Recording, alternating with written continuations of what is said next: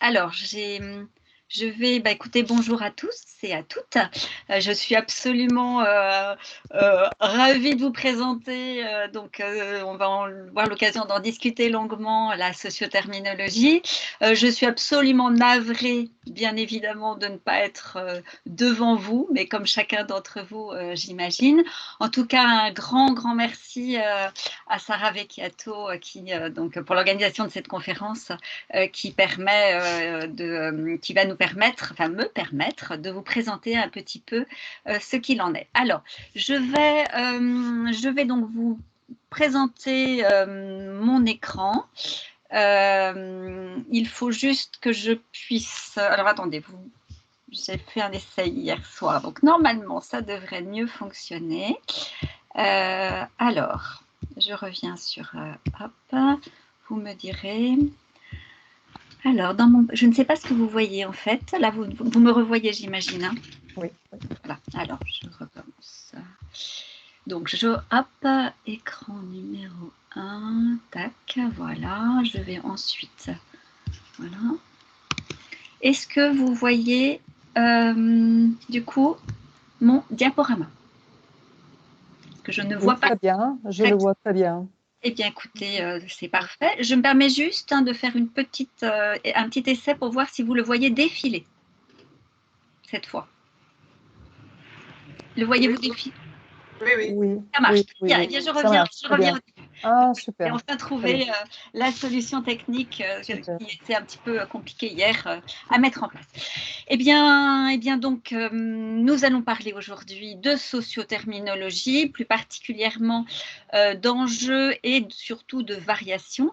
Je vais m'en expliquer un peu plus longuement tout au long du moment que nous allons passer ensemble.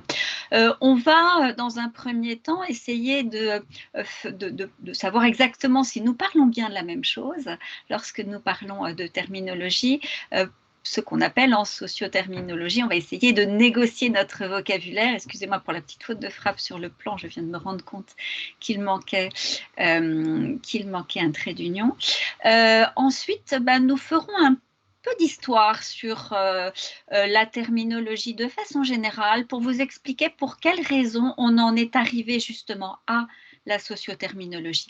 Donc, cela va nous permettre en fait aussi que vous ayez peut-être un peu plus un recul historique et donc des compétences culturelles sur l'histoire de votre discipline, enfin de la discipline, hein, parce qu'en tant que traducteur, puisque je sais que vous êtes tous, pour beaucoup en tout cas, en parcours de traduction, il me semble important que vous ayez une assise historique pour comprendre d'une part cette discipline, mais aussi pourquoi on en est arrivé à la socioterminologie.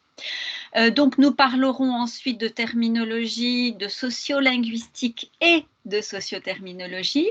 Et je vous expliquerai un petit peu quels sont les concepts principaux que met en œuvre la socioterminologie et qui ont été revisités à partir des concepts proposés par la terminologie dite classique.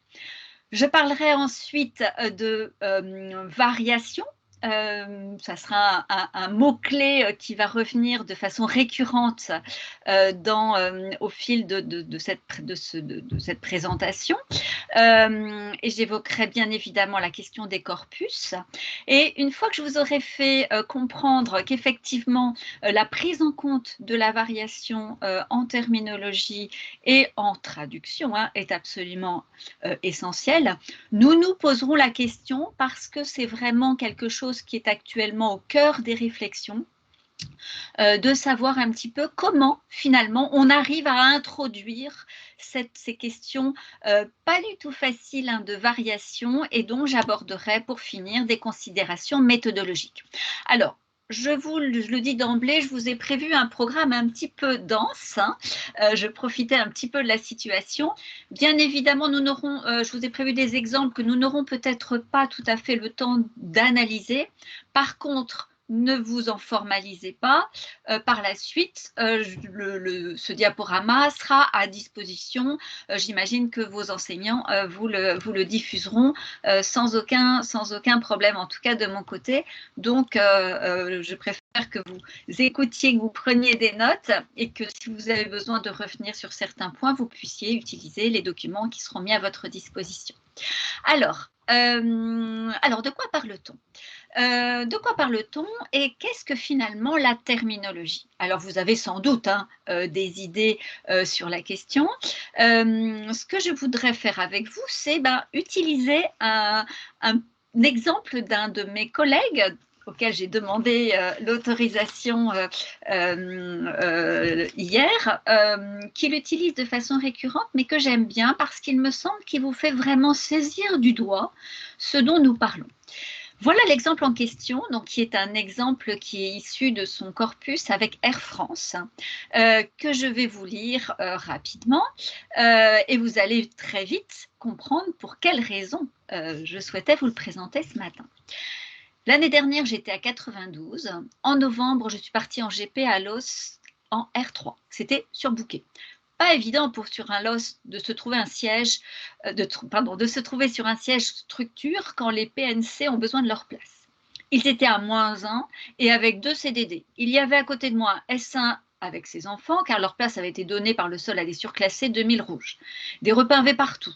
Ensuite, retard ATC, on a mis le bloc à H+1, les prestations pas mal, j'ai dû donner la mienne et avoir un AV à la place. Alors, je ne sais pas vous, mais moi en tout cas, je ne comprends absolument rien à cet extrait, dans la mesure où effectivement, ce dont on se rend compte, c'est qu'en fait, il est truffé de terminologie.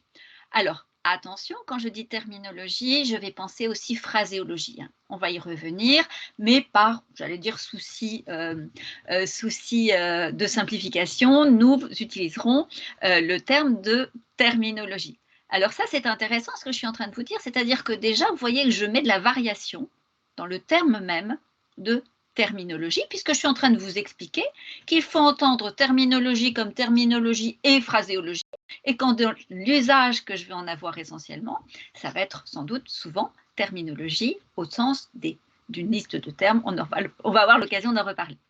Donc, vous voyez toute la difficulté. Si on enlève en fait ces termes de cet exemple, on se rend compte de la densité des termes que contient cet extrait.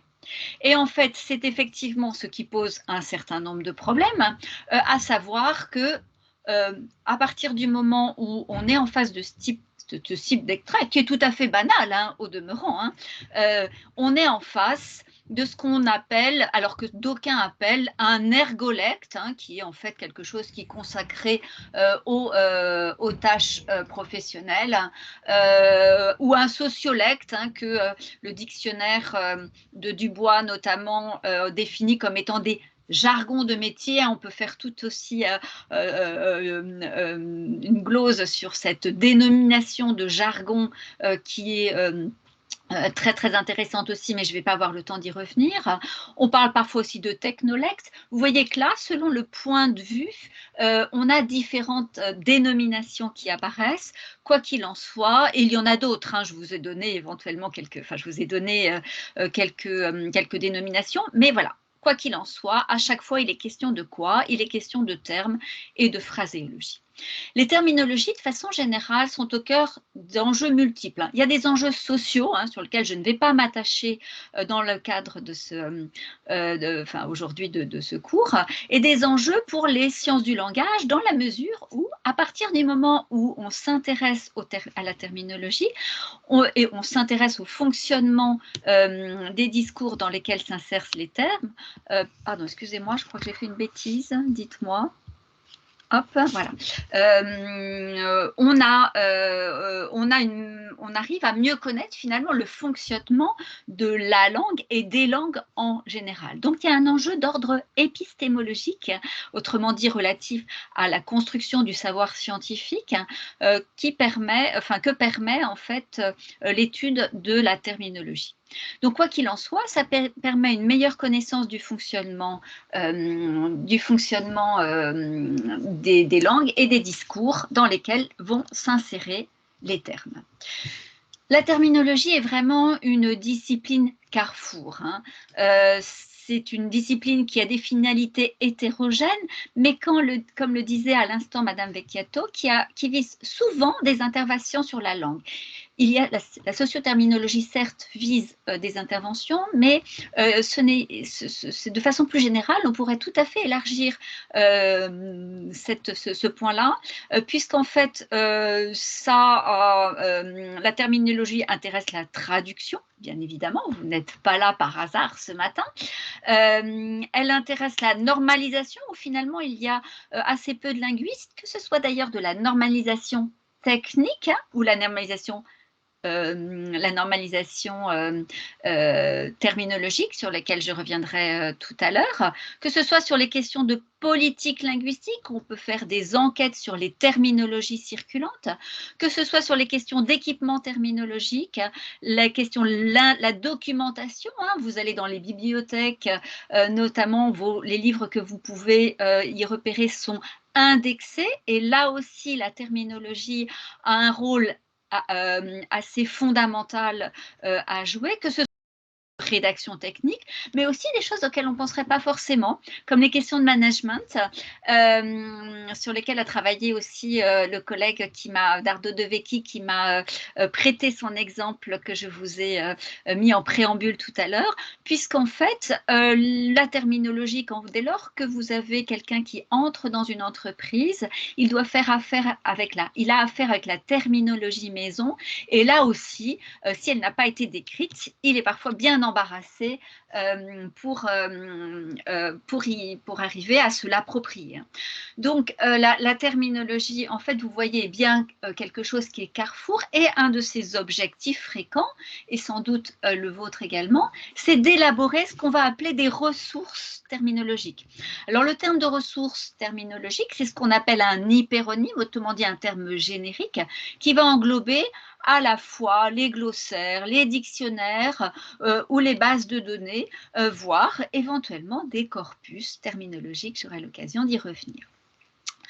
La terminologie en tant que traducteur, alors je ne sais pas si là aussi je n'ai pas un souci. En fait, il ne faut pas que je touche mon écran, donc je vous prie de m'en excuser.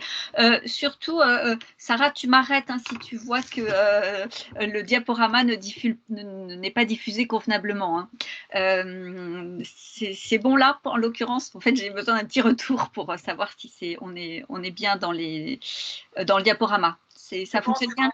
C'est bon, c'est bon. Merci beaucoup, parce que je n'ai pas de chat, en fait, je suis en pleine... Non, je confirme, c'est bon, Ok, oui. donc, très bien, super, merci beaucoup. Comme dirait l'autre, voilà, les aléas du direct.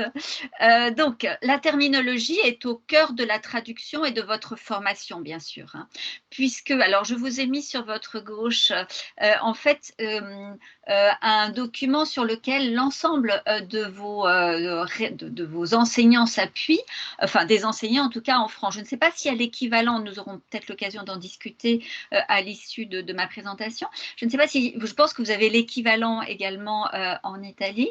Nous avons, nous, ce qu'on appelle une fiche ROM, qui est en fait une fiche qui est le cadre de référence pour nos formations, notre feuille de route en quelque sorte, qui décrit l'ensemble des compétences que dont vous devez disposer à l'issue de votre formation pour pouvoir justifier auprès d'un employeur éventuellement compétences en traduction et en interprétation. Donc, la terminologie est vraiment au cœur de la traduction. Elle se relève, c'est à la fois vous avez besoin de développer à la fois des compétences en extraction d'informations, donc comment dire, aller chercher la terminologie, notamment lorsque vous faites une traduction, des compétences technologiques, la gestion de bases de données, la création et la gestion de corpus, et des compétences thématiques sur les domaines. Alors, je mets plein de guillemets sur le terme de domaine parce que nous aurons largement l'occasion d'y revenir. En tout cas, sur les sphères d'activité que vous êtes amenés à bien connaître pour pouvoir traduire. Hein. Donc, dans ce cadre-là, d'avoir en fait des compétences documentaires. Je voudrais tout de suite vous signaler qu'on ne peut pas croire qu'il existe une terminologie. Hein. Même dans le cadre d'un thème particulier, il y a des terminologies circulantes et l'idée, c'est effectivement d'aller regarder le fonctionnement qu'on va dire in vivo, pour reprendre une métaphore des sciences du vivant, hein, c'est-à-dire de regarder la vie des termes. Et où est-ce que l'on va trouver cette vie des termes? Pour mieux traduire, ce sont bien évidemment les corpus. Alors, je vais donc, comme je vous l'ai dit, poursuivre en faisant un petit retour historique. Je ne sais pas si vous avez eu ces éléments-là, mais ça me semble intéressant justement pour, comme je vous l'ai dit, pour asseoir votre connaissance de la discipline et surtout pour comprendre pourquoi aujourd'hui des chercheurs ont souhaité plutôt donner à la désignation de leur discipline le terme de socioterminologie pour se distinguer justement de la terminologie que je vais vous présenter à l'instant. On a pour habitude de présenter le père fondateur de la terminologie comme étant Eugène Wüster, sachant qu'on se pose aussi la question si finalement c'est certes le père de la terminologie, mais est-ce que tout ce que l'on a eu l'habitude de colporter, de dire sur lui reste exact, hein. Ce sont des choses auxquelles s'attachent des collègues dont les noms vous diront peut-être quelque chose ou peut-être rien, mais que vous trouverez dans la bibliographie qui pourra vous être distribuée, des gens comme Daniel Kandel ou John Humbley qui s'interrogent justement sur finalement les limites de tout ce que je vais vous raconter là. Mais quoi qu'il en soit, il y a une espèce d'habitude culturelle, en tout cas au sein de la terminologie, de faire remonter donc à Eugène Wüster la création de la terminologie dite classique. Alors, ce qu'il faut bien comprendre, c'est qu'Eugène Wüster était un ingénieur qui a néanmoins fait une thèse de linguistique, hein, mais qui travaille avec des techniciens et d'autres ingénieurs.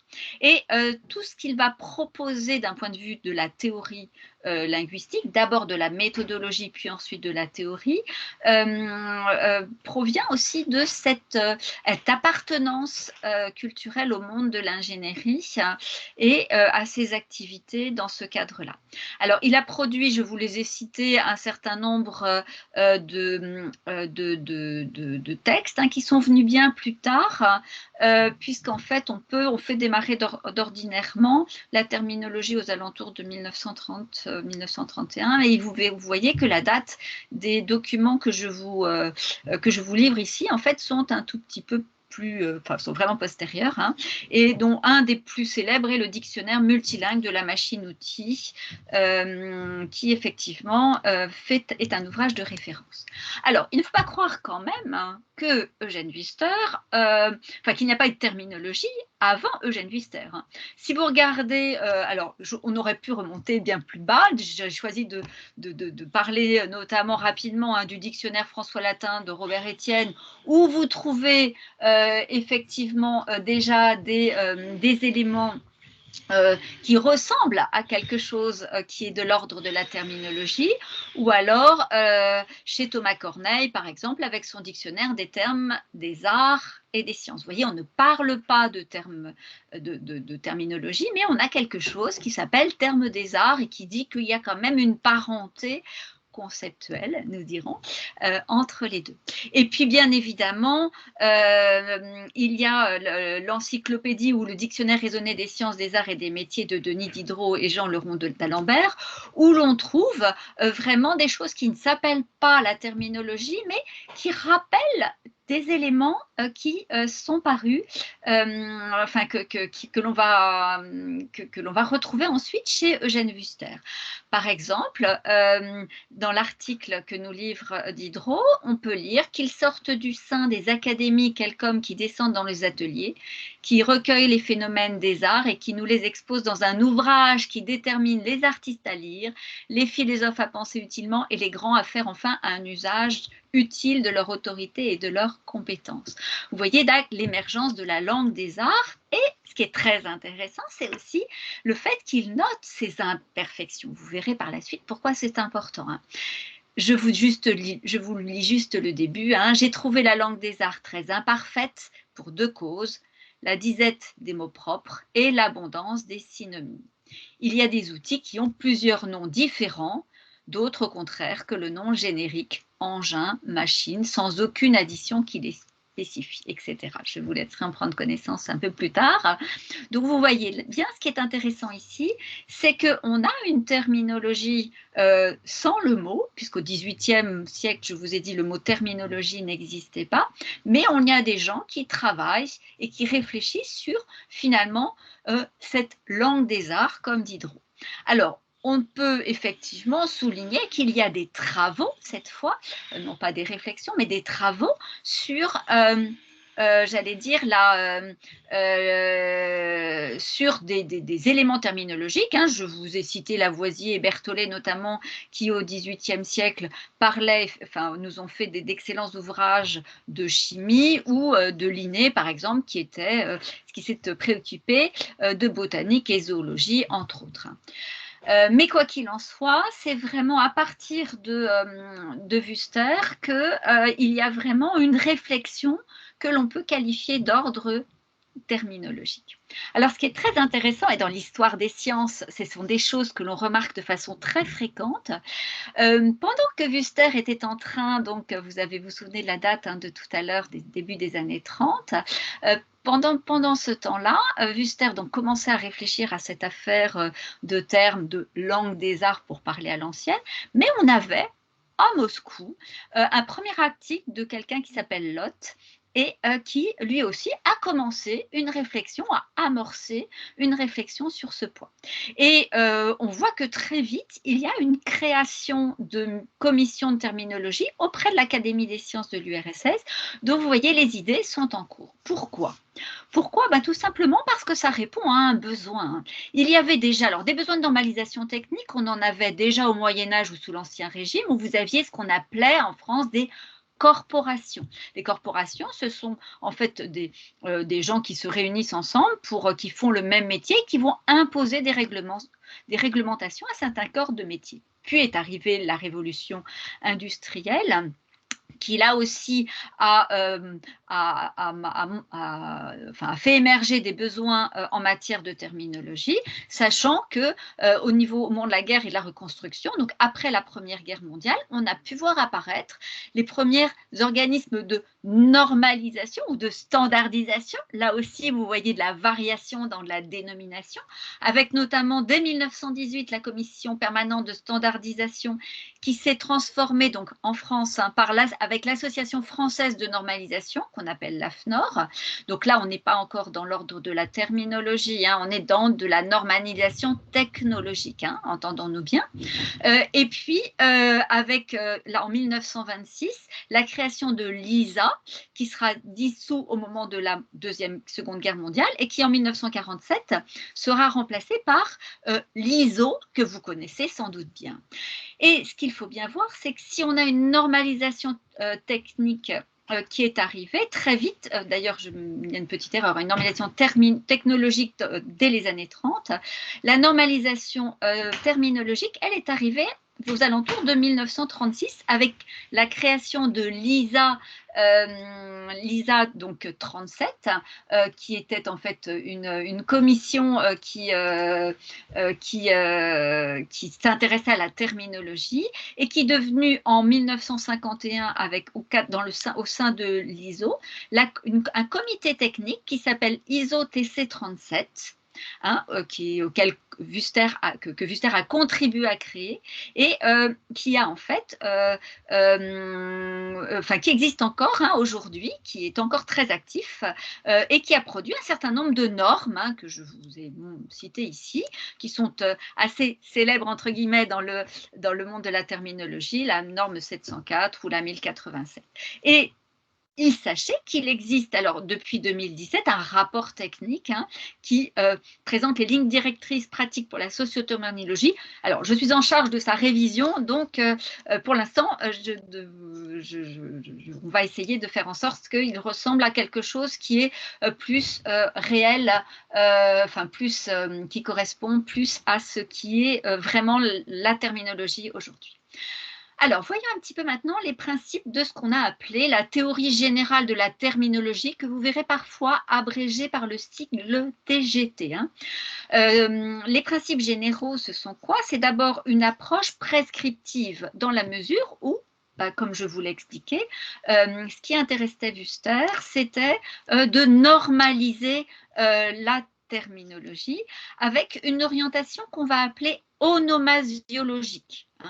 C'est quoi une orientation onomasiologique? C'est-à-dire qu'on part du concept, on estime que, alors je vais un peu grossir le trait, mais on estime que le terme, que le concept, vous voyez, c'est un joli lapsus, que le concept, en fait, est un petit peu au-dessus des langues et que l'on peut arriver à le traduire, du coup, d'une langue à langue. En tant que traducteur, je pense que vous voyez tout de suite le problème que ça peut poser.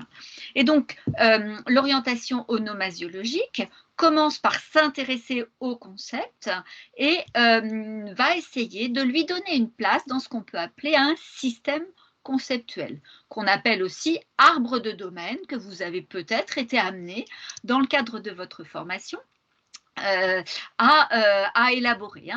Et voici les concepts qui sont devenus les concepts clés de la terminologie générale, enfin de la théorie générale de la terminologie, donc la TGT.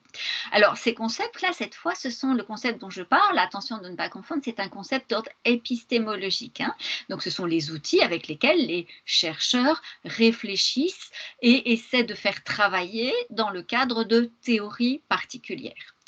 Et donc, voici les concepts qu'utilise la terminologie, c'est-à-dire qu'elle voit le terme comme une étiquette de concept qui est un élément de nomenclature.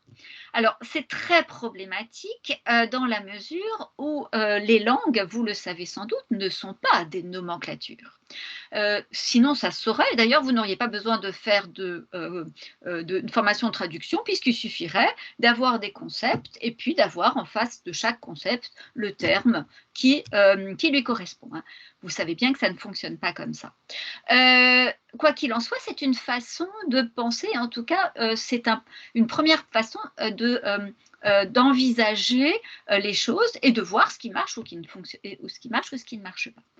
Autre concept, c'est justement l'univocité de ce terme à l'intérieur d'un domaine. Parce que bien évidemment, Wüster cherche à essaie de tendre vers cette univocité, donc un seul terme qui serait non ambigu, et bien il voit bien que ça pose des problèmes, et c'est précisément cela qu'il cherche à résoudre. Son objectif à lui, ce n'est pas forcément la description, mais c'est, je le rappelle, la normalisation. Et puis, son rêve, c'est effectivement que ce terme soit monosémique et qu'il soit objectif et neutre. Alors, si nous prenions ne serait-ce qu'un terme qui circule aujourd'hui de façon assez dense, dans les médias notamment, si nous avions un terme comme étiquette de concept qui était univoque, non ambigu, monosémique et objectif et neutre, nous n'aurions pas tous les problèmes, 80% de ce qui est dit dans les médias, effectivement, n'aurait pas lieu d'être, puisqu'en fait, nous nous entendrions tous sur ce qu'est exactement le Covid. Et si on regarde un petit peu maintenant du côté de la terminologie, on s'aperçoit que la terminologie, c'est soit un ensemble de termes, soit une science qui a pour objet des termes, soit aussi la description des termes. C'est parfois pris en tant que ce qu'on peut appeler parfois la terminographie. Terminographie, c'est ce qui écrit les dictionnaires. Vous voyez la parenté morphologique avec le terme de lexicographie, c'est tout simplement écrire des ouvrages de terminologie. Donc là, déjà, rien que dans la terminologie de la terminologie, on se rend compte qu'il y a de la polysémie. Si on regarde en même temps, rien que ce mot de terme ensuite, vous avez ces choses-là qui sont bien décrites dans un ouvrage de Marie-Claude Lhomme, qui est une belle introduction à la terminologie que je vous invite évidemment à lire. On s'aperçoit que on a le terme qui peut être remplacé, enfin qui est substitué par termes spécialisés, termes techniques, terminologie, unité terminologique, unité lexicale spécialisée, et je suis sûre qu'on pourrait encore en trouver certains parce qu'on a parfois aussi des sigles. Hein. Voilà. Donc, qu'est-ce qui se passe là? Tout à l'heure, donc, nous avions de la polysémie avec la terminologie de la terminologie, mais nous avons aussi la synonymie. D'accord?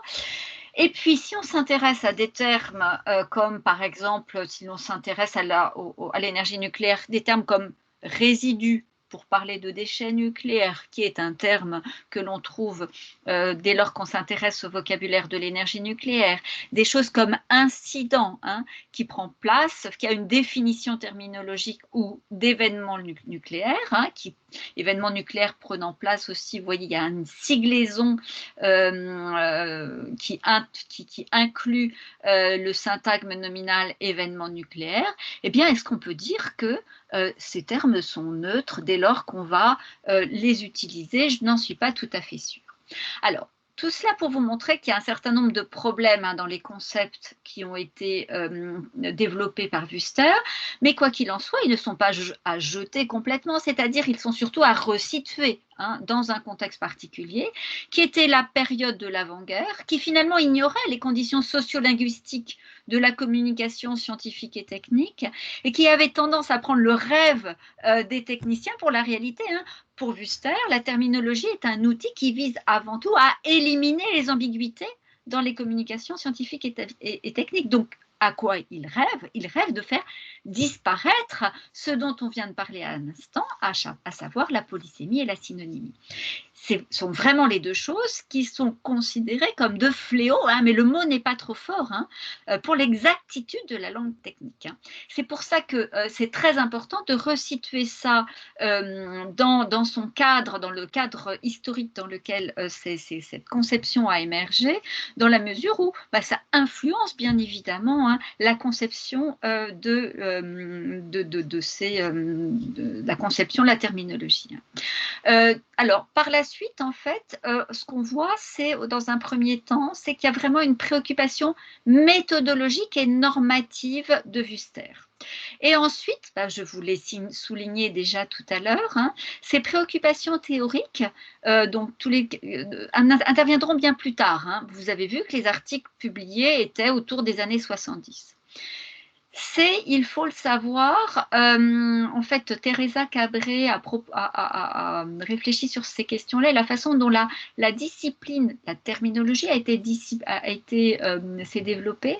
Et en fait, une des raisons que l'on peut identifier, qui fait que ces idées qui posaient problème ont été largement diffusées, c'est que l'école qui a été fondée par Wüster continue à occuper une place importante au plan international et institutionnel, et que c'est lié notamment à la création en 1971 de quelque chose qui s'appelle Infoterm, qui est un organisme international, donc patronné par l'UNESCO, et où il y a finalement des activités d'enseignement et de formation qui est donc assurée encore aujourd'hui.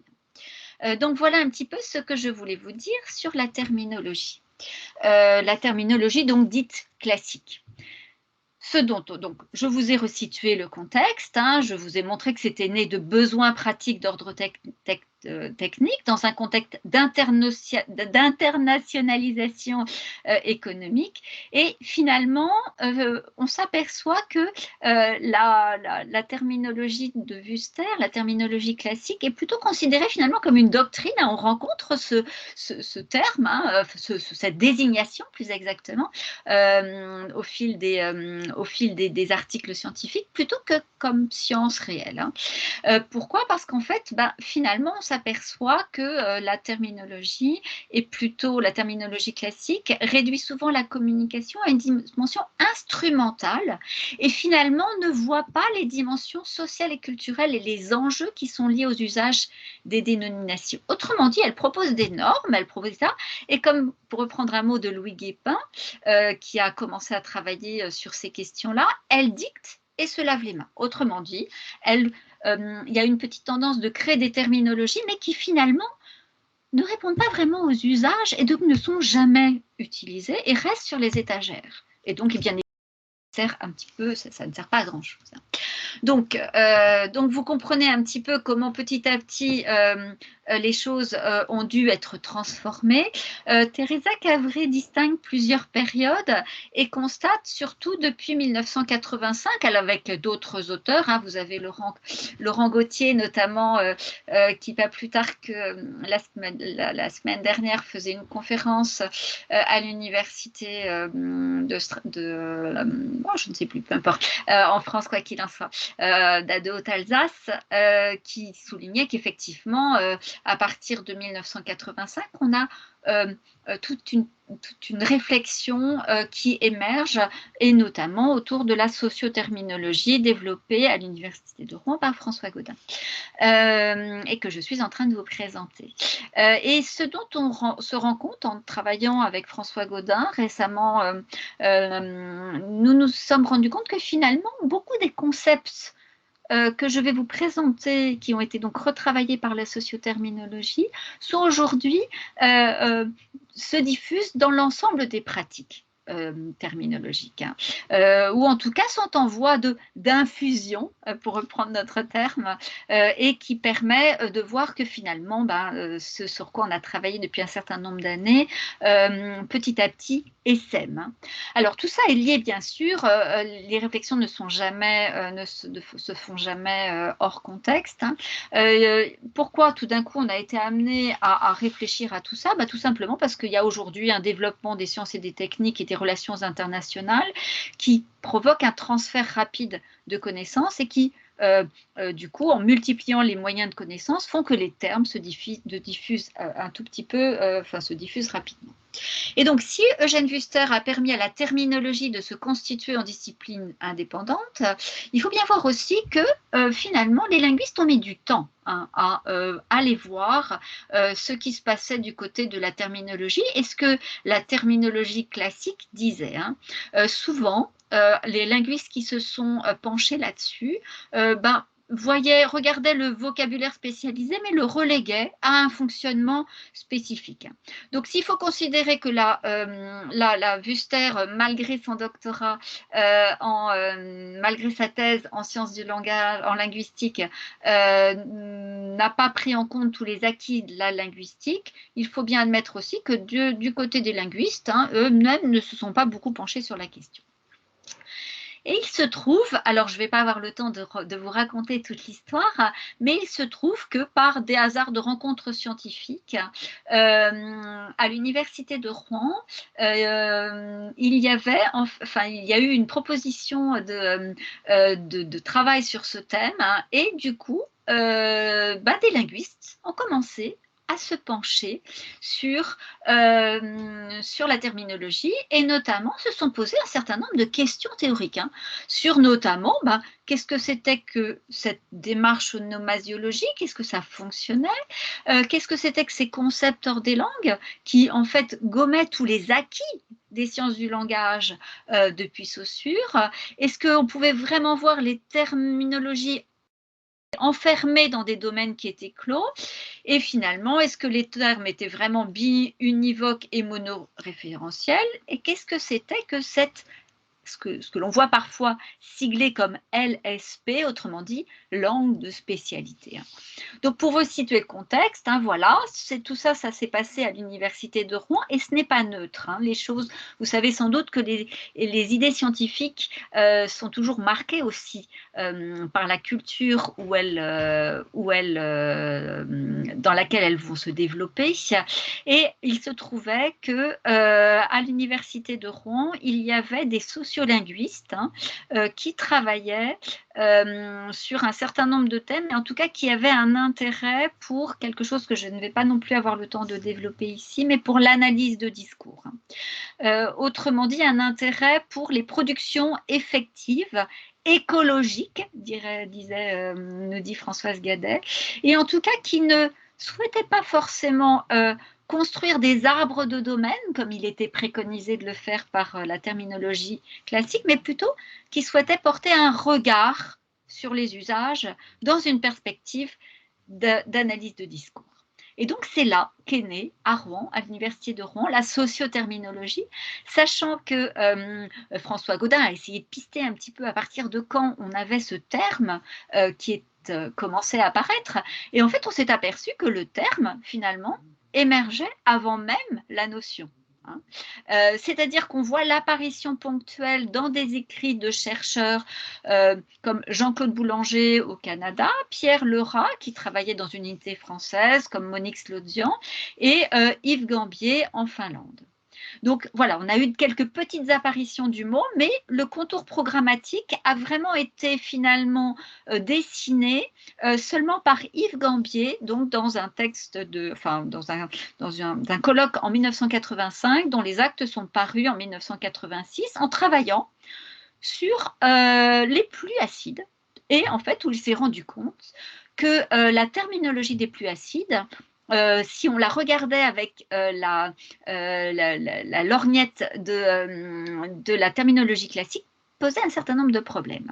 Et on s'est aperçu que finalement, le terme est apparu assez rapidement dans des dictionnaires, donc qui montrent une institutionnalisation assez rapide de la discipline, puisque dès 1994, dans le dictionnaire de Dubois de linguistique et des sciences du langage, on le voit apparaître, et en 2002 dans le dictionnaire d'analyse de discours.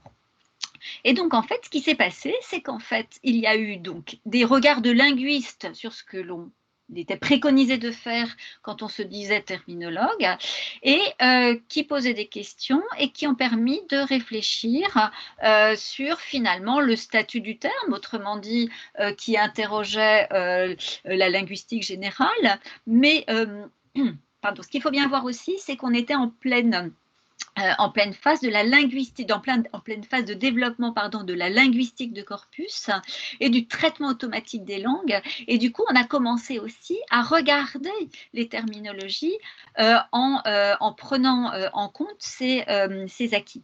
Donc, regard de linguiste, mais aussi regard de sociolinguiste, puisqu'en fait, la sociolinguistique de terrain posait des questions à la façon dont les questions étaient posées par l'aménagement linguistique, et aussi la sociolinguistique théorique, ce qui ne veut pas dire que la sociolinguistique de terrain n'a pas de soubassement théorique, mais tout simplement pour vous dire que c'est une sociolinguistique qui s'intéressait à l'interaction verbale et à l'analyse conversationnelle, et bien évidemment à la question de la variation et de la covariance, de la variation en fonction des situations de production.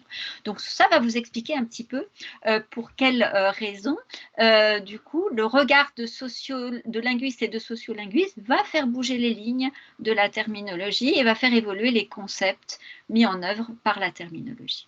Alors, une petite citation ici de Josiane Boutet et de Françoise Gadin sur la sociolinguistique est intéressante dans la mesure où elle met en avant les questions des usages et de la variation, puisque la sociolinguistique envisage la langue non seulement du côté du système, mais aussi du côté de l'usage qu'en ont les locuteurs, traversé par la diversité et la variation. Variation historique, variation géographique, variation sociale, variation situationnelle. Donc, l'approche socioterminologique, du coup, va consister à ne pas séparer l'étude des terminologies des situations sociales où elle apparaît.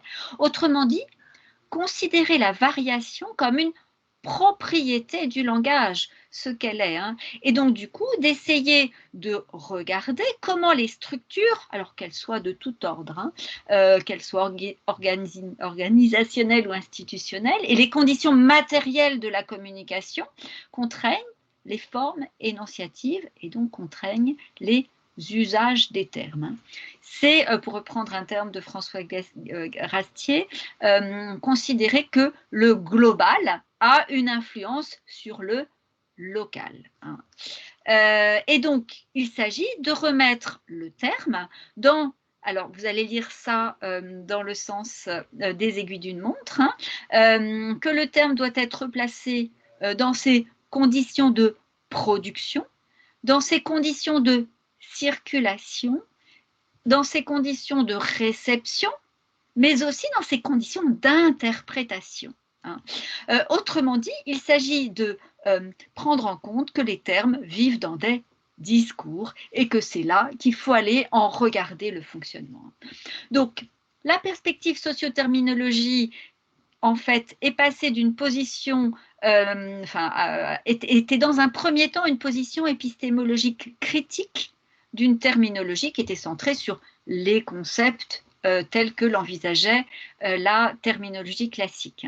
Donc, François Gaudin, notamment, a fait sa thèse en 1993 sur une réflexion, justement, sur comment la linguistique pouvait penser les questions terminologiques et tout cela a mené à réfléchir aussi sur les questions méthodologiques. La socioterminologie envisage les termes dans une optique d'analyse de discours où finalement on va transformer le terme qui va être un point d'entrée dans la langue, dans les discours, un terme pivot, et on va regarder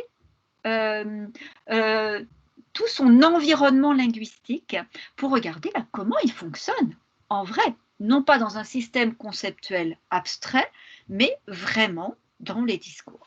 C'est ça qu'on appelle la démarche sémasiologique et qui va s'opposer à la démarche onomasiologique. Démarche sémasiologique, c'est-à-dire que l'on part du texte, on va partir des corpus. Pourquoi? On va essayer d'aller voir du coup comment les extérieurs au texte déterminent la façon finalement de dire. Et puis, nous évoquions tout à l'heure le fait de produire, d'être une terminologie appliquée, même s'il me semble que toute terminologie est appliquée. Il y a eu très vite une demande sociale pour répondre à des besoins. Et très vite, du coup, la terminologie s'est souciée de répondre à ces besoins sociaux. Et il a été finalement, on s'est rendu compte que la terminologie avait finalement une double vocation, d'une part d'écrire, parce qu'on ne peut pas dire des choses si on n'a pas d'écrit. Donc, il y a une phase de description préalable qui est absolument indispensable. Et une fois que l'on a décrit, il s'agit d'informer, c'est-à-dire d'éventuellement de guider les usages. Autrement dit, mais pour faire ça, j'allais dire, il faut prendre en compte au préalable les pratiques langagières écrites et orales des terrains. J'insiste là déjà sur l'oral parce qu'en fait c'est une dimension en terminologie qui est très peu prise en compte pour des raisons tout simplement des aspects pratiques, quoi qu'il en soit, mais la terminologie commence pas à l'oral, on commence par parler avant d'écrire. Et donc est né ce concept de glottonomie, donc créé par Louis Guépin, qu'il définit ainsi: la glottonomie propose, à la suite de l'analyse d'une situation langagière particulière, les modalités d'une intervention sur les pratiques langagières propres à cette situation. Donc, vous voyez comment, en fait, la terminologie s'est retrouvée de nouveau, là où elle n'aurait jamais dû partir, dans le giron de la linguistique, et il s'agit d'élargir le champ de la terminologie pour tenir compte des usages. Il ne s'agit pas de gommer tout ce qui était fait, mais de le considérer ça à titre patrimonial, ça a un intérêt, mais ça aussi, il y a des choses qui ont été produites qui sont également tout à fait valables, bien évidemment. Tout simplement, il se trouve qu'on élargit la perspective et que cette évolution est indexée sur la recherche en sciences du langage. Je n'aurais sans doute pas parlé de la même façon si j'avais fait une présentation dans les années 2000, ça commençait mais pas encore, on va dire, allez, aux alentours de 95, je n'aurais sans doute pas fait une présentation en vous parlant autant de corpus parce qu'en fait, il se trouve que la linguistique de corpus, donc du côté des sciences du langage, a elle aussi bien avancé, si j'ose dire, et du coup est devenue quelque chose qui a alimenté la réflexion en terminologie. Quoi qu'il en soit, on est je me situe, et la socioterminologie se situe dans quelque chose qu'on appelle la terminologie discursive situé, pour reprendre un terme d'Anne Condamine, qui en fait va nous donner, dès lors qu'on va les regarder son fonctionnement dans des textes réels, textes étonnamment pouvant être aussi entendus comme de l'oral, dans la mesure où c'est toujours retranscrit, va nous donner en tout cas un mode d'emploi du terme. C'est là où on va trouver la façon dont le terme est utilisé, et c'est bien pour ça que c'est extrêmement important pour vous, traducteurs. Donc, il s'agit de replacer le terme dans ses contextes d'apparition et de prendre en compte les... Alors, voyons un petit peu quels sont ces concepts revisités par la socioterminologie. Je vais en détailler plus particulièrement 4, à savoir la question du domaine, puisque l'on va voir que la socioterminologie va plutôt considérer que l'on peut parler de sphères d'activité. J'ai d'ailleurs oublié un S parce qu'il y a des activités au sein de ces sphères d'activité qui sont avant tout des carrefours, parce que quand on travaille, on collabore, on a des points de vue sur un objet différent et on produit des genres textuels différents. Je parlerai ensuite du terme, bien évidemment, c'est une affaire qui va nous occuper beaucoup, en vous montrant que c'est une affaire avant tout de statut sociolinguistique. Je parlerai plus rapidement du concept qui est en fait un signifié de notre point de vue qui est normé par des pratiques à un moment donné. Je ne sais pas si cette notion de signifier qui revient donc du signe linguistique qui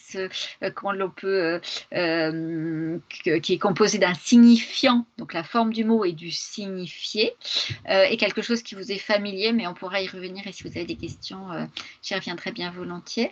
Et puis j'évoquerai les langues de spécialité pour dire comment la socioterminologie préfère parler de discours spécialisés. Voilà.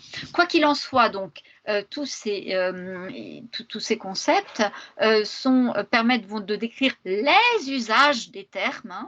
Vous voyez comment j'ai souligné et mis en gras ce pluriel, et qui doivent être situés en fonction donc des conditions de production, de circulation, de réception et d'interprétation. Alors, commençons par le domaine. On se rend compte que les domaines l'ensemble des activités se mènent souvent entre des secteurs spécialisés différents. Donc la socioterminologie, à partir du moment où elle a essayé elle-même de circonscrire des domaines, s'est confrontée à un certain nombre de problèmes auxquels je pense, quand vous êtes amené à traduire des textes, vous êtes vous-même frotté. Et on s'aperçoit que la notion de domaine et de sous-domaine est difficile à circonscrire. C'est une des raisons pour lesquelles il a été proposé de parler plutôt de sphère d'activité, qui était un terme repris à Bakhtin, pour faire place, donner une place à l'interdisciplinarité et surtout pour faire aussi une place à ce que Louis Guépin a appelé des discours d'interface. Autrement dit, des collaborations horizontale qui finalement n'était pas toujours pris en place. Ce qui a été mis en évidence par rapport au domaine, quand on regarde la façon dont les échanges se font, c'est qu'il y a un continuum et que c'est très difficile finalement de faire serrer de façon stricte des domaines. Et la notion de sphère d'activité en fait permet toujours de neutraliser l'opposition entre des secteurs comme les sciences, les techniques, la production ou la commercialisation et mettez l'accent justement sur l'interaction en ces différentes activités. On va passer par un exemple, le domaine de l'écologie. Voilà. Je suis en train d'élaborer un dictionnaire de l'écologie. Eh bien, en fait, on ne peut pas dire qu'il y a un domaine. Vous allez me dire, on peut peut-être trouver des sous-domaines. Certes, on trouve des sous-domaines, mais surtout ce dont on se rend compte et dont je suis en train de me rendre compte actuellement de façon un petit peu plus précise, c'est que tout ça, ça se superpose, ça s'intrique et on ne peut pas finalement dire qu'il y a des frontières réellement fermé. Hein. Un autre domaine sur lequel j'ai eu largement l'occasion de travailler en cancérologie, je vous livre l'énoncé suivant, qui est donc issu d'un document d'un document issu d'un corpus élaboré en cancérologie. Ils ont proposé de le mettre en curatelle. Curatelle, en fait, est réputée appartenir plutôt au domaine du droit, hein, et non pas au domaine au domaine médical. Et en fait, quand on regarde à quoi est confronté, par exemple, un patient atteint de cancer, eh bien, il doit parler de sa maladie, de sa vie quotidienne, des difficultés psychologiques qu'il peut rencontrer, des problèmes sociaux qui vont aussi faire qu'il va devoir s'approprier des vocabulaires tout à fait particuliers, dans son environnement professionnel, etc. Il va devoir, là aussi, expliquer sa maladie, parler de sa maladie, parler de ses traitements, parler avec la sécurité sociale. Voilà. Donc, en fait, on va rencontrer dans ce type de corpus à la fois des termes médicaux. Hein.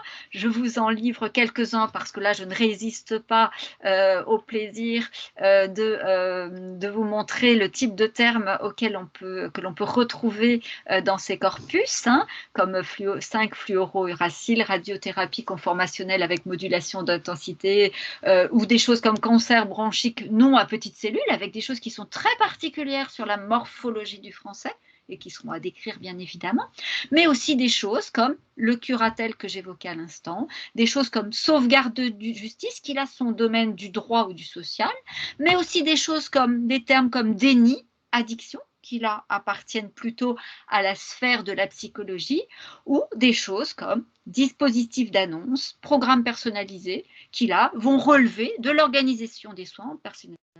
Donc, ce dont vous vous rendez compte, c'est qu'on a là une constellation de discours intriqués qui va bien au-delà du vocabulaire médical et que finalement, même la notion de sphère d'activité serait peut-être à reconsidérer. Qu'est-ce que serait une sphère d'activité dans le cadre d'un patient qui s'intéresserait à la cancérologie, par exemple, qui s'intéresserait en général, c'est pas par hasard, mais bon, mais qu'on est surtout, en fait, peut-être que l'on peut penser ces domaines autour d'enjeux de communication. Et il me semble que là, on arrive à des choses qui sont un tout petit peu plus pertinentes. Alors, je regarde l'heure. Sur autre chose que mon ordinateur pour voir, oh là là, mais je vois que le temps avance, donc je vais passer très vite sur la place de l'expert. Et puis pour aller vers la définition du terme. Le terme est généralement considéré comme le mot juste, le bon mot. Hein. C'est le nom, nous dit Pierre Lerat, donné dans une langue à une entité conceptualisée par une communauté de travail. Hein. C'est ce que j'ai fait tout à l'heure en travaillant le terme de terme hein, avec vous. Hein. Le problème, c'est que ça ne fonctionne que dans des communautés fermées. Et donc, en fait, ce dont on se rend compte, c'est que le terme est avant tout une unité lexicale à la définition stabilisée dans des communautés discursives données, mais au statut sémiotique qui est en fait spécifié par les normes en vigueur. Ce que je suis en train de vous dire, c'est en fait que le terme est avant tout un statut qui va être attribué soit par le locuteur lui-même, il va dire « Ah bah oui, ça c'est le terme que j'utilise hein, », soit par l'analyste qui va pouvoir décider que tel terme est un terme. Par exemple, je prends l'exemple du mot « lit ». Si je prends l'exemple du mot « lit », eh bien, on se rend compte que le lit, dans un contexte médical, ce n'est pas un meuble. Contrairement à ce qu'on pourrait croire, le lit est avant tout, dès lors que l'on s'intéresse à la terminologie autour en santé publique, en fait, le lit est un élément comptable. C'est une question de point de vue. Hein. Et donc, en fait, il va falloir réfléchir différemment à la question du terme. Et si l'on se tourne enfin sur les discours spécialisés, sur ce que la terminoclastique appelait la langue spécialisée, siglée en LSP, hein, vous savez que la siglaison est un indice de terminologisation du terme, d'un mot, eh bien, en fait, on va s'apercevoir que d'abord, ce n'est pas réductible au vocabulaire spécialisé, même si, comme j'ai pu vous le montrer en introduction, la question du vocabulaire spécialisé est le plus évident. Mais souvent, on va raisonner sur une frange étroite, hein, et il y a en fait des niveaux de spécialisation. Il vaut sans doute mieux parler de discours spécialisés, qui sont vecteurs de savoir et de savoir-faire, qui eux correspondent à la réalité des échanges, sachant, comme je vous disais tout à l'heure, qu'il s'agit de savoir si on peut prendre en compte, comment on peut arriver à prendre en compte l'oral. Ce qui est important, c'est de retenir que tout ça, ça circule. Hein. Et donc, l'objet de la socioterminologie, c'est avant tout la circulation des termes en synchronie, mais aussi en diachronie, hein, sous l'angle de la variation de leurs usages sociaux, comme sigle linguistique et non comme étiquette de concept, et de relier la production de sens des termes avec les conditions de leur apparition. Donc, la socioterminologie aujourd'hui, c'est quoi? C'est un corps théorique, des objets discursifs, hein, puisqu'il y a des corpus sur lesquels travaille la socioterminologie, et des méthodologies. Hein. Donc, c'est une terminologie qui a plutôt un objectif d'analyse de discours spécialisé qui va essayer de prendre en compte les pratiques sociales situées, hein, et qui vont regarder la façon dont ces pratiques sociales vont avoir une incidence sur les discours et donc sur les termes. Donc, la linguistique de corpus va être pour ça un allié extrêmement important dans une démarche sémasiologique en passant sur des questions de méthode, d'enquête de terrain, notamment, des méthodes qui ont été développées dans le cadre d'enquête de terrain, de la dialectologie ou de l'ethnométhodologie.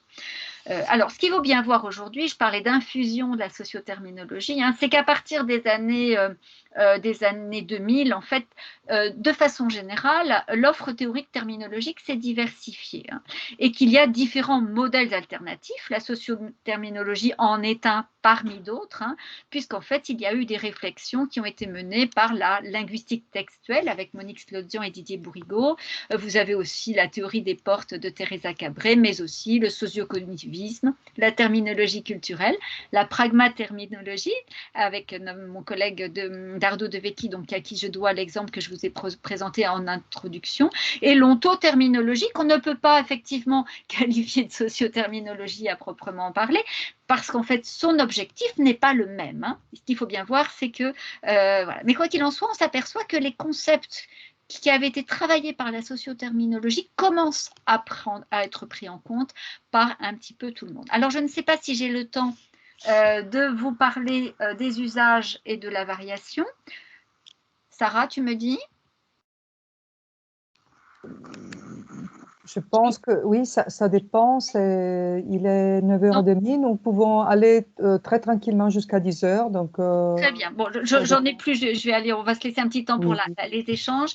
Oui. Voilà, très bien. Je reviens du coup à ma présentation. Voilà, c'est bon, ça fonctionne? Oui, oui, très bien. Très bien. Alors, donc je vous ai parlé d'usage selon les discours et le fait que la variation était une partie intégrante de ces discours. Je vous rappelle que déjà Diderot avait remarqué cette variation, puisque quand il parlait d'imperfection de la langue des arts, c'est qu'en fait il avait mis le doigt sur des différences de dénomination, que ce soit d'une région à l'autre ou d'un atelier à l'autre. Hein. On trouve notamment dans l'encyclopédie la langue, alors ce sont des extraits que je dois à un article de John Humbley qui a travaillé justement sur cet aspect-là et qui a relevé le fait que Diderot nous disait que la langue change en partie d'une manufacture à l'autre. Donc, vous voyez, la variation, elle est présente partout. Et pour reprendre donc des gens qui ont travaillé avec Bernard Gardin, que je citais tout à l'heure, à l'Université de Rouen, dans le cadre d'un réseau qui s'appelle le réseau Langage et Travail, ils nous disent « Les lieux de travail sont des usines à mots. De par la position qu'ils occupent dans la structure de l'activité générale, dans les différentes hiérarchies, de par leurs autres appartenances plus ou moins reconnues, les différents acteurs nomment de façon différente objet, processus, agent. » Autrement dit, la variation est partout. Alors, il y a différents types de variations, hein, et alors je souhaiterais que vous les gardiez à l'esprit parce qu'en fait, quand je parle de variation, pour l'instant, je suis restée un petit peu vague, hein, mais elle est certes constitutive de toute pratique langagière, aussi terminologique soit-elle, mais De quelle variation parle-t-on? On peut parler de la variation diachronique, autrement dit la variation dans le temps. Hein.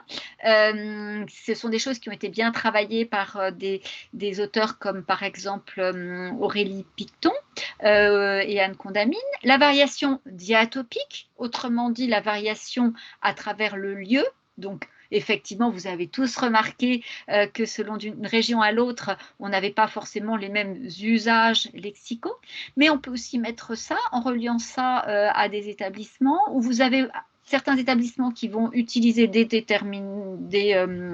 pardon, excusez-moi, je vais un peu vite en besogne, des établissements hospitaliers où il a pu mettre en évidence que certains établissements hospitaliers pouvaient mettre, par exemple, utiliser le terme d'hématologiste et d'autres d'hématologue. Donc, vous voyez, même sur la dénomination d'un métier, eh bien, on peut constater de la variation diatopique, autrement dit, différente selon les établissements.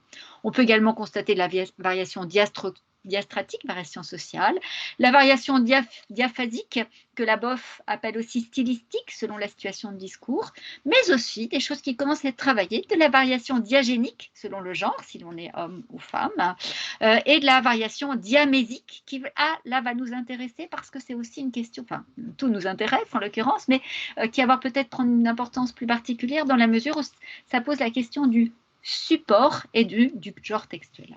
Alors, vous avez un certain nombre de personnes qui ont travaillé, enfin de chercheurs qui ont travaillé sur ces questions-là. Hein. Je vais aller un petit peu vite. Notamment une collègue qui a travaillé sur la dénomination des métiers commerciaux au sein de l'usine Michelin. Et ce dont on se rend compte, c'est qu'en fait, la variation est partout. Alors, comment repérer la variation, du coup, qu'elle soit alors terminologique et phraséologique. Hein. J'ai insisté effectivement sur les termes, mais quoi qu'il en soit, il faut bien évidemment considérer les questions phraséologiques. Il faut se poser en fait la question de savoir quel corpus et quelle méthode de repérage. Et ça, c'est une question qui est encore en cours de réflexion. Là, j'arrive à un autre stade de ma présentation, à savoir qu'il s'agit là plutôt de vous présenter plutôt quelque chose qui est en réflexion. Comment intégrer la variation dans des ressources terminologiques, que ce soit des bases de données ou des dictionnaires. Quoi qu'il en soit, la terminologie, nous dit l'ISO, commence par du texte. Donc, les outils théoriques et méthodologiques importés, les outils que l'on va utiliser, ce sont des outils théoriques et méthodologiques importés de la linguistique et de la sociolinguistique, et on va se poser des questions autour de la variation, la situation, la norme, des usages, de l'insécurité linguistique, la question de la communauté linguistique qui peut se distinguer de la communauté discursive, et on va aller essayer de regarder, de repérer à la fois des régularités, ce qui relève de la langue au sens linguistique du terme, et des variations dans les différents discours.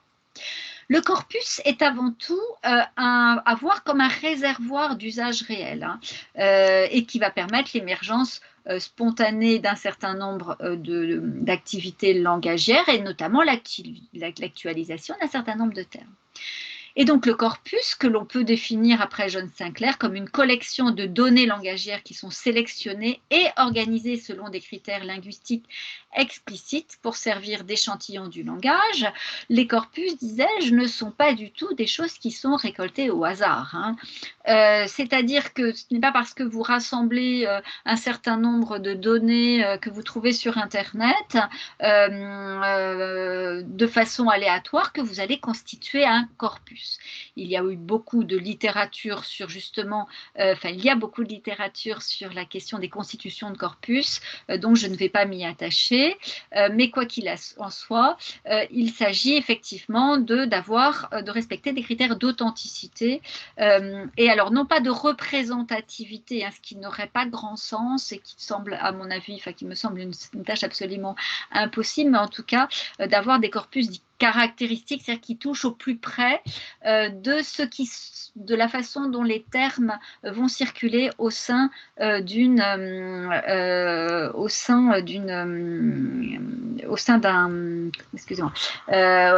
corpus. Alors, c'est peut-être, je vous présente là rapidement toute la place. Hein, vous pouvez. Alors, je reprends ce schéma à Rudy Locke, qui a écrit un ouvrage vraiment très très intéressant sur la traductologie de corpus, où vous retrouverez ce schéma.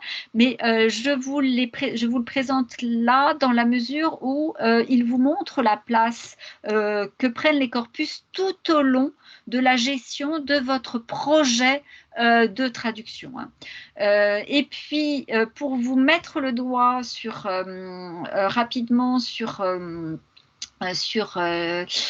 question de variation, je vais vous raconter une petite histoire autour ce qu'on n'aurait pas tendance à considérer comme un terme étant un mot tronqué, anapathe. Alors, je ne vais pas vous faire l'historique de ce corpus. Ce que je voudrais vous montrer, c'est tout simplement que dans ce corpus, on voit des choses apparaître comme résultat anapathe et la mention du locuteur qui dit donc je ne trouve pas ce mot, donc c'est la deuxième ligne, je ne trouve pas ce mot entre parenthèses anapathe dans le dico, mais peut-être s'agit-il d'une abréviation. Suit ensuite effectivement l'explication de ce que c'est. En fait, on s'aperçoit que le terme anapathe est effectivement une abréviation, mais quand on regarde un petit peu dans le corpus tout ce que l'on peut trouver comme équivalent, comme synonyme, voilà la liste hein, de cet élément. Et la question qui se pose, c'est finalement lequel ou lesquels dois-je intégrer et anapathe lui-même, dans la mesure où c'est un terme qui est utilisé à la fois par certes les patients, mais aussi par les professionnels de santé, dans quelle mesure, au même titre que cinéma, par exemple, hein, qui est un terme tronqué et qui était à l'origine cinématographe, dans quelle mesure on ne doit pas l'intégrer dans une base de données ou dans un dictionnaire. Donc voilà, je vous livre quelques exemples rapidement et j'en viens surtout parce que j'aimerais que nous ayons le temps de discuter sur ma conclusion. Donc, vous aurez compris que l'objet de la socioterminologie, c'est d'étudier la circulation des termes à la fois en synchronie et en diachronie pour rendre compte des usages. Que les termes sont à voir en tant que signe linguistique et pas comme étiquette de concept, et que l'idée est d'aller voir le fonctionnement des unités terminologiques en tant que signe, et que ce fonctionnement relève fondamentalement de la langue. Il n'est pas coupé de la langue. Il s'agit donc d'aller les examiner sous l'angle de la variation et de leurs usages sociaux, et donc de relier la production de sens des termes avec les conditions de leur apparition. Et quelques concepts qui pourraient vous être utiles, hein, c'est, alors, ah oui, quelque chose que vous n'avez pas été confronté, la question de la normaison, autrement dit l'ajustement hein, des termes les uns avec les autres, des questions de glottopolitique, c'est-à-dire d'usage des termes, et évidemment les différents types de variations. Donc vous voyez bien finalement que la problématique, c'est de travailler la langue testée, la langue en usage, et non pas la langue rêvée, hein, pour lesquelles on a tous effectivement des représentations. Et aujourd'hui, intégrer la dimension sociolinguistique à une ressource terminologique est un véritable enjeu théorique. On ne sait pas bien finalement toujours comment faire pour arriver à montrer toute cette variation que l'on peut repérer dans les corpus, mais qui sont à décrire, bien évidemment, puisque c'est de cela dont il faudra partir. Voilà, je vous remercie. Alors, j'arrête le partage. Voilà. Merci Valérie, merci beaucoup. Horriblement longue. J'espère. Oui, tout à fait. Vous m'entendez, oui. Pardon, je t'ai interrompu, Valérie. Non, je voulais vraiment toutes mes excuses parce que j'étais horriblement longue et j'espère que pas du tout. Ils ne sont pas tous endormis ou lassés de ce que j'ai pu raconter. Pas du tout, pas du tout. Non, merci d'abord pour cette conférence très très intéressante et très, je dirais, riche en suggestions parce que d'abord je dois peut-être éclaircir aussi pour les étudiants. Donc on a vu beaucoup d'assises alors théoriques en ce qui concerne la partie justement de la terminologie, et je voulais rassurer aussi nos étudiants. Donc certains justement ils font un parcours de traduction et un parcours aussi plus littéraire que justement nous allons traiter, parce que on est un peu décalé par rapport, merci au coronavirus, on est un peu décalé par rapport à la, disons, la programmation générale par rapport disons, à l'année. Donc, on va reprendre au fil de l'année certaines notions justement de terminologie aussi dans le parcours, comme on dit, littéraire, justement parce que il y a cette dimension terminologique qui est très importante aussi au niveau de la divulgation. Et donc, cette manière de négocier justement le sens du terme pour le public qui n'est pas initié, qui n'est pas éduqué, est très, très intéressant. Euh, la manière dont on utilise la terminologie, pour moi, est très, très intéressante. Et je voudrais alors ouvrir la place, les moments des questions avec une question à mon tour.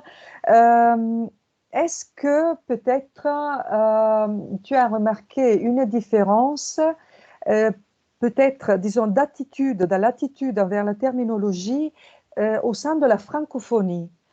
Parce que parfois j'ai des exemples à l'esprit, par exemple ce qui concerne la, le domaine, par exemple, de l'informatique. Alors, comme il y a différentes équipes au Canada, au Québec, en France, j'ai remarqué que l'attitude envers aussi vers le néologisme peut être un peu différente. Est-ce que tu as des expériences peut-être là-dessus qui pourraient peut-être... tu as remarqué des choses dans sur ce sujet, ou c'est peut-être plutôt... Alors, du coup, ça me fait penser à autre chose, mais qui relève quand même aussi, même si c'est relève des discours généraux, ça relève aussi du discours spécialisé. Alors, j'ai pas, en matière d'informatique, je connais les travaux de Marie-Claude Lhomme, qui a beaucoup travaillé là-dessus, notamment, et puis qui a un dictionnaire en ligne qui était aussi très, très intéressant. Je n'ai pas d'exemple particulier. Ce que je sais, c'est que d'un point de vue théorique, les idées de la socioterminologie venant du Québec, il y a toujours eu des échanges. C'est peut-être, alors dans ma présentation, j'avais indiqué Jean-Claude Boulanger, mais bien évidemment, il y a eu il y a eu beaucoup d'échanges dès le départ. Et en fait, ce que je n'ai pas dit sans doute suffisamment, c'est que la socioterminologie a été vraiment inspirée par ce qui se faisait au Québec dans le cadre de l'équipement linguistique. Donc, il y a une véritable... Pour en venir surtout à ta question, en fait, ce qui m'est venu à l'esprit au moment où tu parlais, c'est tout simplement un échange dans le cadre d'un article que j'ai été amenée à écrire pour Terminology, qui est une revue canadienne, et où j'ai écrit en français. Et en fait, c'était un compte rendu, pardon, c'était pas. Et en fait, je me suis renseignée sur les usages parce qu'il me semblait qu'il y avait un usage différencié de la féminisation du mot auteur. Et il se trouve. Alors, c'est pour ça que je dis que ça relève de la langue générale, mais je pense que c'est symptomatique de diffusion différente. Donc, je pense que ça répond bien néanmoins, me semble-t-il, à ta question, de diffusion différente. Enfin, c'est assez symptomatique d'une diffusion différente de termes. C'est-à-dire qu'aujourd'hui, en France, je ne sais pas si ça a été relevé, en tout cas dans le monde universitaire et dans le monde des médias, l'usage depuis maintenant, mais vraiment flagrant depuis 1 an, c'est d'utiliser le terme autrice, qui est dans un paradigme tout à fait conforme aux règles morphologiques du français. Voilà. Et au moment où j'ai écrit l'article, on n'était pas encore dans cette diffusion. Voilà, je n'aurais peut-être pas d'ailleurs posé la question à ce moment-là, enfin, si je devais écrire le compte-rendu aujourd'hui, j'ai posé la question des usages. Puisque cette revue étant canadienne, donc accessible à des Québécois, j'ai demandé quels étaient les usages québécois. Et ce à quoi, effectivement, Marie-Claude Lhomme m'a répondu, en fait, au Canada, d'ailleurs depuis bien plus longtemps que vous, parce qu'ils sont très souvent précurseurs, depuis bien plus longtemps que vous, nous utilisons le terme auteureux, donc avec un E, qui est tout à fait passé dans l'usage. Et donc, j'ai fait le choix d'utiliser auteur-eux pour ce compte-rendu, pour terminologie. Donc voilà, ça peut-être être un indice de variation, alors diatopique en l'occurrence, et du coup qui débouche effectivement sur des usages variés en fait. Merci. Est-ce qu'il y a des questions? Je vois il y a des collègues, des étudiants de différentes années. J'espère que je n'ai pas été trop vers les traductologues, enfin les traducteurs, pardon. Je pense qu'on a besoin d'un petit moment pour côté les idées peut-être. Bien sûr, pas de problème.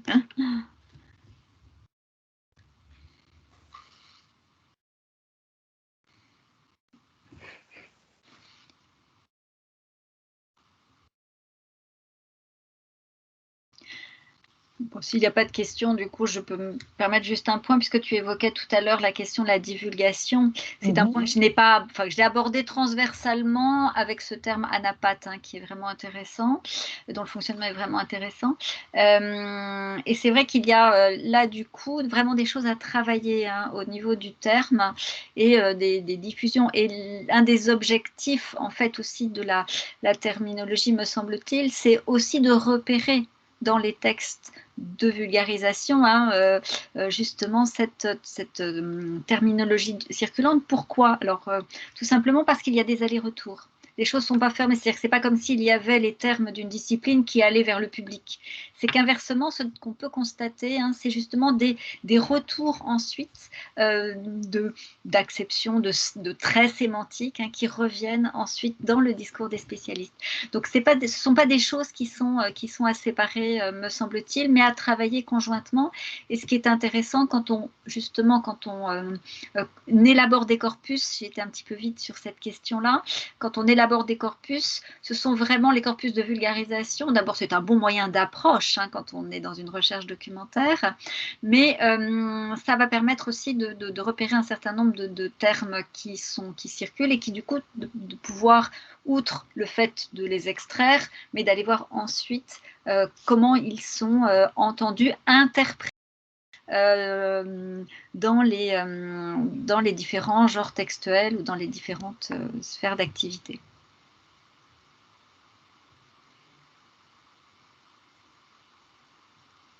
Peut-être, oui. J'entends un écho. J'espère qu'on m'entend correctement.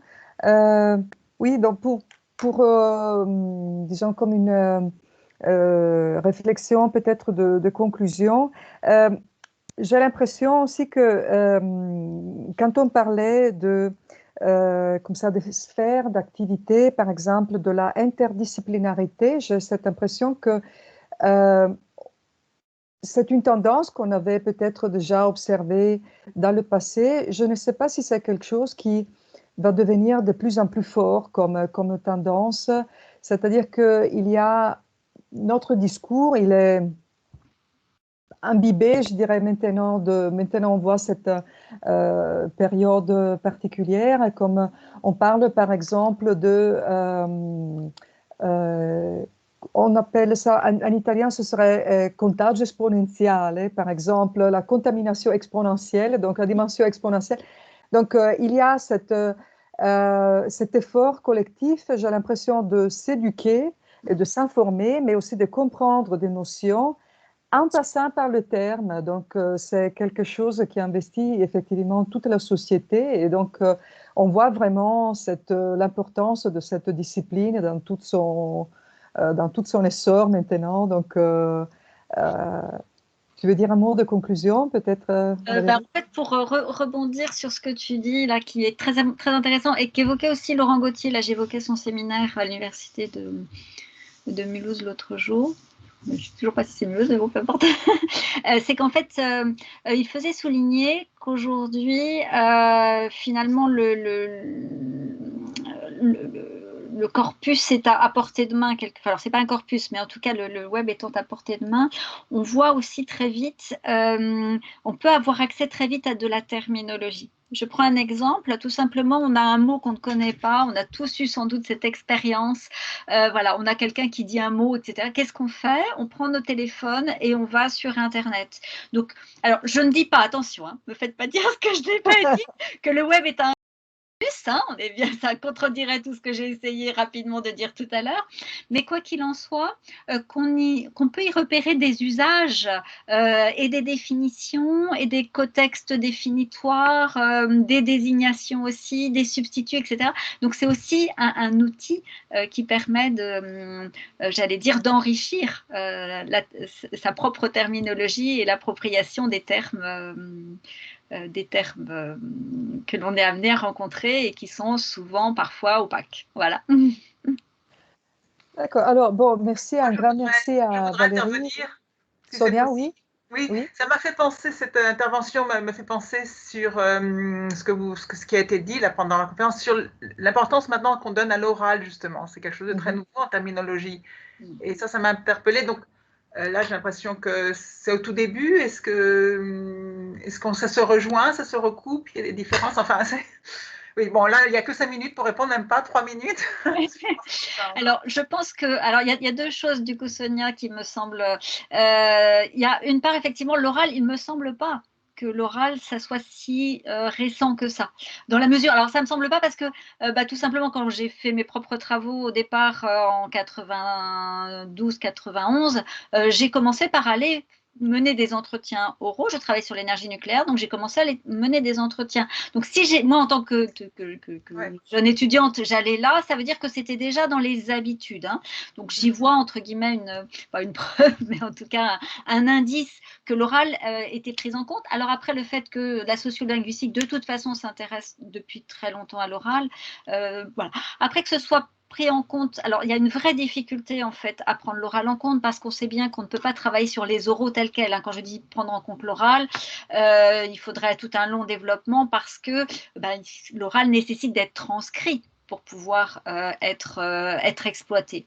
Donc, il ne me semble pas que ce soit si nouveau. Par contre, ce qui me semble plus nouveau et qui est lié justement au développement technologique, c'est la prise en compte de ce qui circule par le web et notamment les questions de tout ce qui circule autour des forums, par exemple. Tu sais que je travaille aussi là-dessus, mais donc, sur les forums, sur les blogs où il y a de la terminologie et où il y a un nouvel écrit aussi qui émerge et qui est à mi-chemin entre l'oral, alors ça reste de l'écrit, entendons-nous bien, mais ça reste à mi-chemin entre les genres textuels plus formatés, j'allais dire, et les oraux, parce que là aussi, hein, c'est quel oral?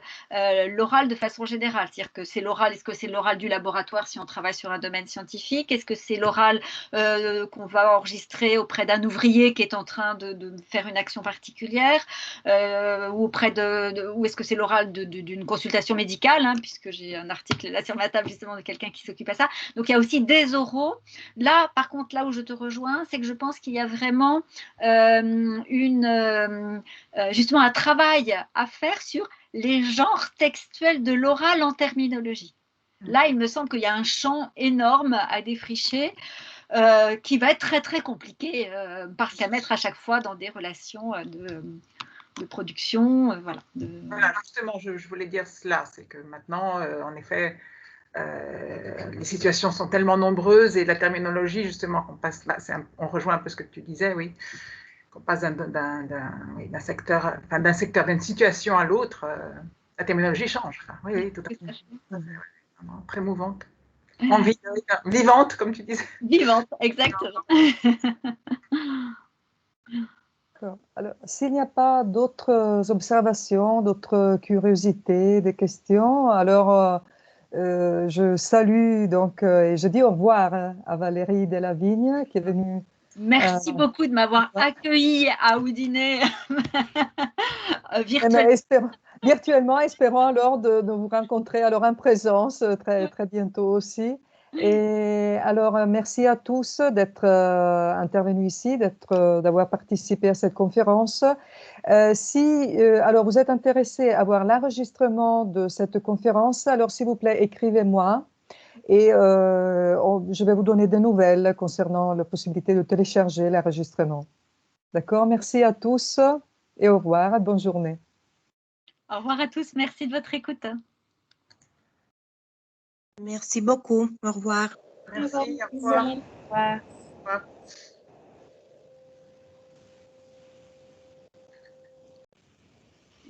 Sarah, tu avais besoin que je reste, je crois. Oui, je termine l'enregistrement. Alors, du coup, 2 minutes. Alors, Je peux me permettre.